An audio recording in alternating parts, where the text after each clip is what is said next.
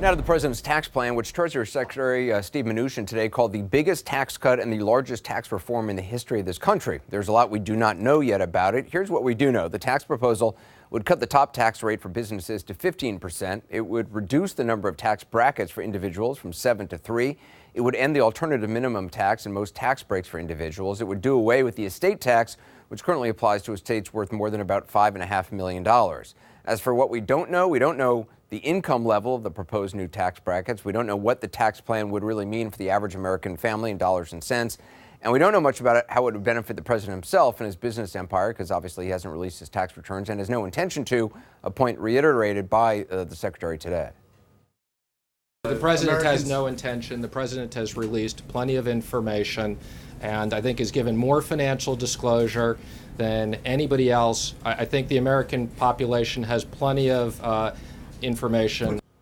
You can decide for yourself if you have plenty of information. We don't know how the president's bottom line would be affected by this tax plan. And again, keeping them honest, we also don't know one really big kind of important thing, the actual price tag. There are a lot of cuts, very few details on how they'll be paid for. It's basically one page of bullet points, about 250 words or so.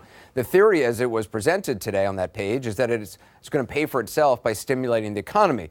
There'll be new tax revenue. Companies will hire more workers, etc. That's the idea. That's the theory. All we know for sure, all we got today, are the broad details and the cuts. So without some real detail on how it would all be paid for, there is real concern about the plan possibly exploding the deficit, which is interesting considering what we heard from then candidate Trump during the campaign.